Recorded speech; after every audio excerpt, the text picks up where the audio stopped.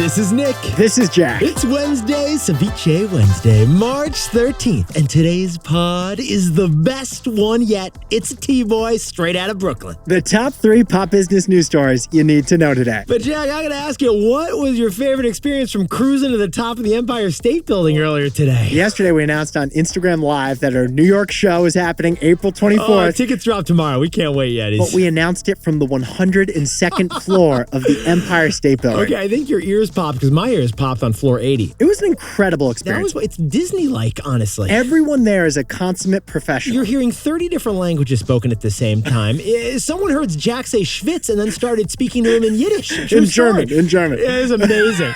Actually, my highlight was discovering when we went to the gift shop, you had to stop because you wanted to buy a magnet. I bought a refrigerator magnet of the Empire State Building. We fully recommend this if you're visiting New York. It was awesome. I lived in New York my whole life, born and grew up there. I'd only been once at 2 a.m. This time, this was special. We were at the top of the city. King Kong vibes. Jack, first story for today's show. What do we got, man? For our first story, Airbnb just banned indoor security cameras. It's Airbnb's anti-spy rule. Great if you're a guest. Bad if you're creepy.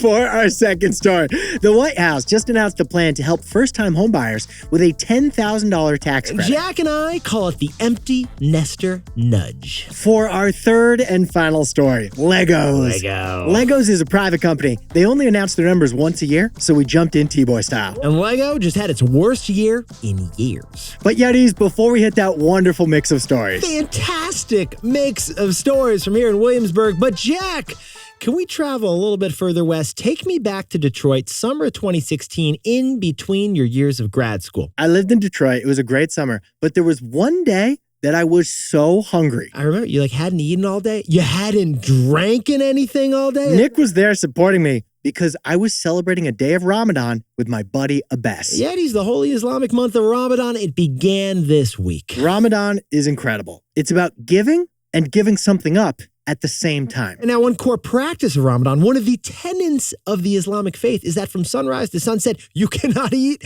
and you cannot drink. But Ramadan's a whole month of fasting during the day. No liquids, no solids until sunset. To bring it closer to your faith, you can't even snag a sip of water from the tap. Nick, my buddy is Muslim. He was okay fasting because he's been doing it for years. How are you doing over there, by the way? I was struggling before brunch time. Jack's still in recovery mode, I'm pretty sure. It was such an incredible physical challenge. It was a mental challenge, too. Because, besties, full disclosure, this is Nick, that's Jack, and we can't finish a podcast without drinking 3 LaCroix. I'm snacking an almond in between each story of this pod right now. And that's after he had an almond joy. And that's why, Nick, the physical and mental feat of each day of Ramadan is a challenge that we respect so much. And Jack only did it for one day. His buddy did it for 30. But the best part of Ramadan I did get to experience, even though I only did it for that one day. Talk to me, Jack. Breaking the fast. Breaking the fast is the best part because each day of Ramadan ends with a joyous family feast. It's like 30 Thanksgiving dinners in a row during Ramadan, but you actually earned those Thanksgiving dinners. And you'll probably never forget that iftar with your buddy, Jack. That daily iftar at the end of each day of Ramadan is a celebration. But besties, this year's Ramadan isn't like other years' Ramadans. Because worldwide, 1.8 billion Muslims are fasting out of choice for Ramadan. But in Gaza, over 1 million Muslims aren't fasting. They're at risk of starvation. So it's typically a celebration about joy. This Ramadan, it's also sad. So Ramadan Mubarak. Ramadan Kareem. Nick and I want you to know that we read the messages that you send us, and we are thinking about you this holy month. So have a good fast. And Jack, let's hit our 3 stories. 15 years before this song, 2 boys from the Northeast met in the dorm. They had an idea that caused a cultural storm. It's the best one yet, but the best is the norm. Jack, Nick, that's it. I don't even think they need to practice. 50%, that's a fat tip. TBOY City on your list. If you know, you know, cause we ready to go. We can't wait no more, so just start the show. Start the show. For our first story, Airbnb just announced a ban on indoor security cameras. It's an anti-spying ban. Great news if you like privacy. Bad news if you like creepiness. But Jack and I also think this move highlights a huge fundamental tension of Airbnb and every platform in tech. But Nick, let's open with a hero statistic. According to LendingTree, 51% of American homes have a security camera installed. And for younger generations like us, it's even higher, isn't it, man? 72% of us millennials have a security camera. By the way, guilty. Odds are, Yetis, you are listening right now while you're checking to see if, like, the mailman, is that the mailman or is that a raccoon or a coyote? I don't know. Animal in the back. Check what it is. Maybe it's something exciting. Thanks to smartphone connected cameras, we are now in a surveillance society, and we are used to it. But Airbnb just banned it. Yetis, here's the news. Hosts are now forbidden from having indoor security cameras over at Airbnb. It is an anti-spy ban. In Airbnb's announcement, they said we must prioritize the privacy of our community. No more nanny cams, Jack. Now, funny thing Nick and I noticed about this indoor camera ban. Previously, Airbnb had allowed indoor security cameras under 3 conditions. As long as it was disclosed in the listing, it was not in a bedroom or bathroom, and that camera was clearly thus visible. Lawyer speak. But that was a complicated rule. Yeah. They needed a simpler no indoor camera rule. You need a rule that you can print on a hand tattoo, Jack. Because we're talking about potential privacy invasion. It needs to be a simple, clear rule. You can't have 6 footnotes and have like a judge intervene in order for anyone to understand it. So no indoor cameras from here on out, full stop. Hosts will now have until April 30th to comply with Airbnb's new rule or face a potential ban from Airbnb. Now, Yetis, in tech, everyone talks about use cases. But in the real world, it's important to look at edge cases too. You gotta look at the edge cases. So, Jack, what do you say we whip out the whiteboard and use our imaginations here to walk through some lovely edge cases? Okay, so no indoor cameras. It's all about privacy. What if the home has an outdoor shower? Okay, Or an outdoor sauna? Or another place where you might get naked? Any kind of nude opportunities. Yetis, by the way, full warning, if Jack's using your Airbnb, he might be disrobing, apparently, as soon as he walks in the door. Well, Airbnb's got my back because they say you cannot have an outdoor camera pointed at an outdoor shower or an outdoor sauna. But Jack, what about a pool? No word on pools. So skinny dippers, beware. Yetis, let's escalate the edge cases here. Jack, what about a doorbell cam? Are you going to take the doorbell cam off if you're the Airbnb host? Airbnb says doorbell cameras are okay. Outdoor cameras are okay. This lets the host monitor who comes in and who comes out, and you can make sure no one's having a rager at your Airbnb. Now, Jack, I'm also going to take things into a freaky area here. Can we talk about mirrors? It's a powerful old technology. I'm glad you asked, Nick. What if the owner sets up an outdoor camera, which is allowed, but puts a mirror in front of it so that the camera points back into the bedroom? Jax just gets into the home, tries to disrobe, but he's trying to live his life, and there's a mirror outdoors. What's going on? Creeps go to great lengths to be creepy. Well, Airbnb has not ruled on the mirror situation yet from like Law & Order Season 2. But their chief creepy officer is looking into that edge case. You gotta look at the edge cases if you work in tech, Yetis. So, Jack, what's the takeaway for all our buddies over at Airbnb who may or may not be naked right now? This camera dilemma highlights Airbnb's real challenge, the platform paradox. Back up a step for the second.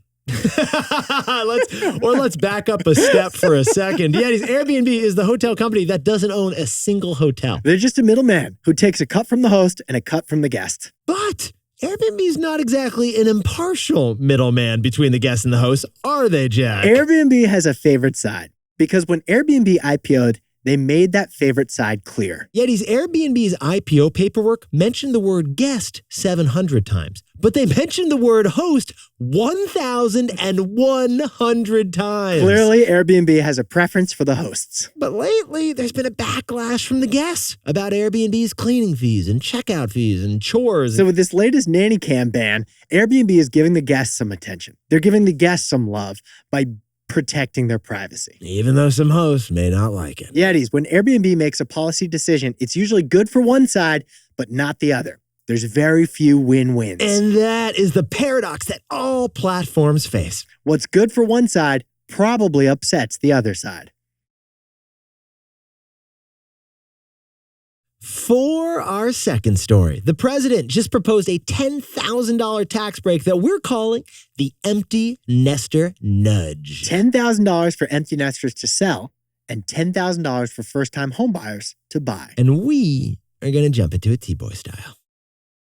Yetis, this week, President Biden released his annual budget proposal. How much money, Jack? $7 trillion of annual spending. Well, the U.S. federal government is the biggest player in our economy, so that is a pretty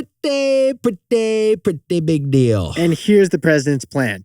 increase taxes on corporations and billionaires to try to reduce the deficit. No surprise there. Anything else that we found interesting, Jack? Yes, his policy about homes. Yeah, there was a surprise in this budget about homes that we got curious about. The White House wants to give sellers $10,000 and buyers $10,000 to loosen up this frozen housing market. We repeat, both sides of a real estate transaction could be getting $10,000 in order to make that transaction actually happen. Now, we should point out this housing plan won't pass in our divided government, but it could pass if the president's party wins the election. Now, Yetis, whenever Jack and I hear an idea that's kind of complicated, the first thing we think of is, how can we understand this and then brand this so that you can actually understand it too? That's why we call this plan the empty nester nudge. The empty nester nudge, because this plan only applies to starter homes. And Jack, who owns starter homes? Boomers own all the starter homes in America. But Jack, who actually needs a starter home? Gen Z and millennials. Yetis, here's the fact, and this is a fact. The most affordable homes in our country are owned by older people. Even though their kids have moved out, these older people don't want to sell their homes. And why is that exactly? Because that 30-year mortgage rate they have is so good. So low. They just can't leave their house. And that is what we call golden handcuffs, because it's like such a good financial situation, it stops you from going anywhere, Jack. I'm cuffed in. Yetis, the average American homeowner has a mortgage on that home with a 3.8% interest rate. That is so good. That is so low. You don't want to leave that mortgage. You don't want to replace that mortgage with today's 7% interest rate and double your interest payments each month. So older people don't want to leave that home. They stay in those starter homes. They're waiting for interest rates to come down. And that is why the president's plan is to nudge that empty nester out of their nest to fly away with a $10,000 tax credit. And then on the other side, they want to help Millennial Millie move into that nest with their own $10,000 tax credit. Everyone wins, everyone's flying, and nests are being exchanged like birds. That sounds wonderful. Now, we should note this only applies to starter homes, which are defined by this plan as homes below the median selling price. And the current median selling price in America is $415,000. And it's probably got a security camera. What a nest. So, Jack, what's the takeaway for all our buddies in the housing market? There isn't just one U.S. economy. Everyone is living in their own U.S. economy. All right, ladies, if you're on a college campus right now, pop into the economics department, grab an economist and say, hey, can we talk about the economy? And here's what they'll tell you. The U.S. economy right now, it is strong. High GDP, low unemployment, decreasing inflation. But that high-level data obscures that the economy is very different at the person-to-person level. Right. When you go on that detail, for some, the economy is great. For some, it's okay. And for others, it's bad. Just look at housing. If you're a homeowner right now and you're not trying to move out of your home, the economy is great for you. In the last few years, your home equity has grown so much. Now, if you're a homeowner trying to get into a bigger house, the economy is okay. Because like your home has gained value, but you're stuck in that current home because you don't want to leave your interest rate. And if you're a renter, the economy is just rough. Rent is at an all-time high across the country, eating up an average of 30% of the renter's income. Well, yeah, he's added it all up. And that's why whether you think the economy is good or bad, it depends on your personal circumstances. So when thinking about how the economy is doing, we speak like there's only one economy, but there isn't just one economy. Because within the U.S. economy, there are actually millions of different economies. And the housing market illustrates it all. For our third and final story, Lego just gave us their one and only financial update of the entire year. And how did it look, Jack? Well, the toy industry overall had its worst year in 15 years, but Lego has a plan.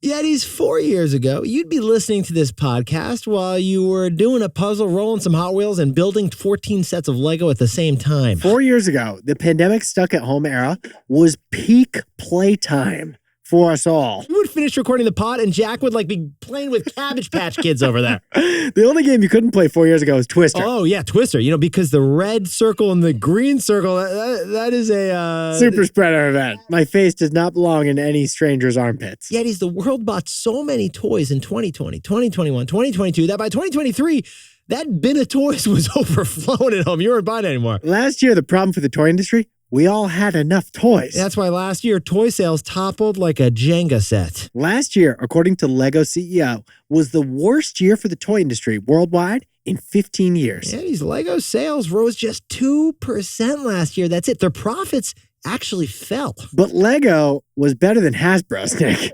Hasbro, the publicly traded American toy company, their sales fell by 15% last year. My Little Pony would like a ride. Now, Legos did have some highlights. They opened up 147 Lego stores. They now have 1,000 physical stores worldwide. Jack, can you sprinkle on more context for us over there? That's a lot of stores. It's twice as many Lego stores as there are Shake Shack restaurants. But still, Lego CEO called last year a quote-unquote difficult year in both English and Danish. This Danish CEO shared 0 smiles on the earnings call. We've actually never seen him smile, Jack. The Danes, Ozempic and Legos. Make great toys, not as good playmates. So, Yetis, we know what you're wondering here. What is Lego's plan for a turnaround? Are they going to do what everyone else does and go into the nostalgia for something from the past to like get you back? No, they're going to throw more new stuff at you than you've ever been ready for. We repeat, Lego's doing the opposite of nostalgia. They're leaning on novelty. Last year, Lego had 780 different Lego sets for sale. Biggest toy offering ever at the Lego company. And of those 780 Lego sets, only half were classics. The other half were brand spanking new Lego sets. Yeah, that means that Lego launched a brand new, never before done Lego set every single day last year. They launched 365 new Lego sets last year. And to convince you to buy another Lego set, they reached into the depths of fandom. They whipped up so many obscure IP Lego sets. They were scraping the bottom of the movie idea barrel. All right, perfect example of this is Harry Potter. Of course, Lego already sells Harry Potter. It's been a hit for 30 years. Lego's been doing Harry Potter castles, wizards, magical creatures for like a decade now. But last year, Legos launched the Harry Potter Castle Boathouse Lego set. I didn't even know that real estate existed at Hogwarts. Or how Jack. about the mailbox to number 4 Privet Drive? That's now a Lego set you can buy. Just the mailbox. So you can put Hedwig on it. And that is a sign of a weak toy market because Lego is reaching deep into Potter lore to pull you back in with fresh material. The way Nick and I think of it, it's like a couple trying to spice up a stale marriage. Gotta keep this thing spicy. How do I look in this wizard robe? Oh, I've never seen that robe before. Now you interested? That's very spicy. So, Jack, can you put more robes on, please, Jack? And tell us the takeaway for our buddies over at Lego. Lego is getting stuck on the novelty treadmill. Yetis, the CEO of Lego calls their strategy, no joke, staying cool with the kids. That's what the Danish CEO said. But Jack and I call this strategy the novelty treadmill. Because if you train the customer to expect new things, it gets harder and harder to continue delivering new things. The way we see it, it's like running on a treadmill, and then you have to keep running faster and faster and faster to keep up with the speed. Legos can't do this forever. They can only squeeze so many obscure Harry Potter sets out of that genre. Like, Jack, are you going to buy a Lego set of, like, Hagrid's vegetable garden? Would you do that? Or, Jack, would you buy a Lego set of, like, Voldemort's apartment condo in Williamsburg, Brooklyn? Would you do that? Hermione's closet organizer? Yeah. Is anyone buying these? Well, that's all they got left. Yetis, maybe Lego can pull it off, but the novelty treadmill is like a slippery slope. If you keep on sprinting on the novelty treadmill, your business is going to pull a hammy. Jack, can you keep those clothes on and whip up the takeaways for us for Ceviche Wednesday? You knew it was coming. To protect guest privacy, Airbnb just banned indoor cameras from Airbnbs worldwide. This illustrates the platform paradox. What's good for one side of a platform probably upsets the other. For our second story, the White House wants to give buyers and sellers of starter homes $10,000 each in tax credits. We call it the empty nester nudge because there isn't just one economy. We each face our own economy. And our third and final story, because all of our toy bins are full already. I stepped on one. Legos managed just 2% growth last year. But Legos did it with Harry Potter novelty. Legos is running on the novelty treadmill. But Yetis, this pod's not over yet. Here's what else you need to know today. First, interesting thing Jack and I noticed, to make extra money, car companies are now going to sell data on individual drivers to insurance companies. They're already doing it. Because if you're a crazy driver, Geico wants to know. And GM has connected car data to tell Geico. And second, we just got the celebrity of economic reports, the inflation report for February. Prices were up 3.2% overall compared to the year before. That's way down from 9% peak inflation in the summer of 2022. but it's still stubbornly above the Fed's 2% inflation target. And finally, Liquid Death, the goth heavy metal water startup, just raised $67 million at a $1.4 billion valuation. Who knew selling cans of H2O could be a $1.4 billion business? But Jack, what's our favorite non-financial stat about Liquid Death? Apparently 240 people have Liquid Death tatted themselves. Liquid Death tattoos. Now, time for the best fact yet. This one sent in by Danny Kupfer from right down the street in Brooklyn. Brooklyn, the hometown of Mel Brooks. Love how we just chose him. Let's do it. Let's run with it, Jack. A lot of people are from Brooklyn, actually. But yeah, on Monday, Jack and I did a story on bananas. It was bananas. Bananas. They're the only fruit defying inflation. Prices for bananas haven't changed in decades. In fact, for 25 years, Trader Joe's grocery store has sold bananas for just 19 cents each. So Danny was wondering, why 19 cents? It's a strange price. Because in 1999, an old lady befriended the local Trader Joe's manager in Sun City, Arizona. That old lady said she could only afford one banana a day if it was 19 cents each. So that local store decided to keep banana prices at 19 cents at that Trader Joe's so she could always afford it. It was just a local decision by one local manager at one local Trader Joe's. But then apparently like Trader Joe himself said, let's do this nationwide. And that is why every Trader Joe sells bananas for just 19 cents. So if you pick them up every day on the way to work like Nick used to, you can thank one old woman and one manager out in Arizona. Yetis, you are looking fantastic today. Jack, you are looking fantastic for our live show in New York City. Tickets go on sale tomorrow, man. Tickets go on sale tomorrow. April 24th is the date. Set your calendar. The whole Mel Brooks is going to be there. We've got a link in this episode description so you can get your tickets, or you can go to TBOY Pod on Instagram. Nick and I hope to see you there. It's going to be the best show yet. In the meantime, Jack and I are grabbing drinks in BK. Did I go put my robe back on?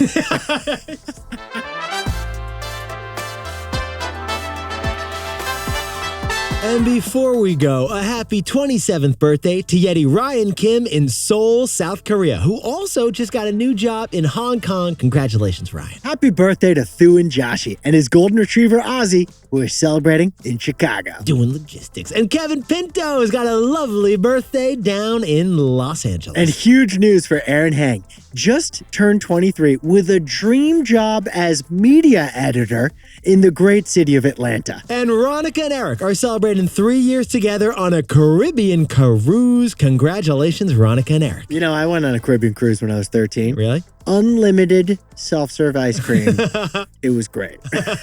Ronica and Eric, hope you're enjoying that too. And just a special shout out to Jack and Maria over at Amazon. We ran into those Yetis on our way into the recording today, and they're both looking fantastic. This is Jack. Nick and I both own stock of Airbnb, and Nick owns stock of Shake Shack.